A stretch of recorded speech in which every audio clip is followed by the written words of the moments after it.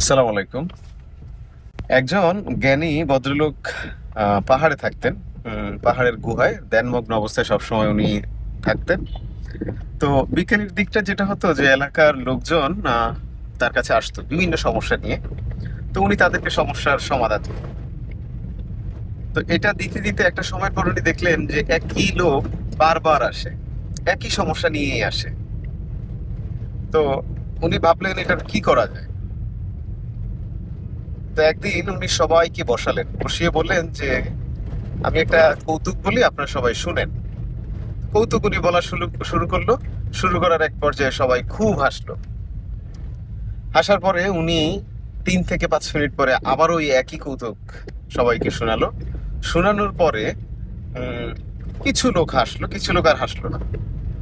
আবারও 3 থেকে 5 মিনিট পরে আবার একই কৌতুক উনি সবাইকে শোনালেন। শোনানোর পরে যেটা হলো, আর কেউই হাসলো না। অতঃপর উনি সবাইকে বললেন, দেখেন এখন কেন হাসলেন না, এটা তো সবাই বুঝতে পারছেন। ঠিক একই কারণে আপনারা যখন বারবার আসেন তখন আমি বিরক্ত হই।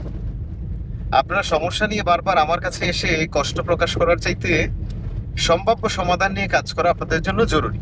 আপনার কাছে যেখানে যেটা আছে হাতের কাছে, সেটা দিয়ে দ্রুত সমাধান করার চেষ্টা করেন, আরেকজনের কাছে বারবার না গিয়ে।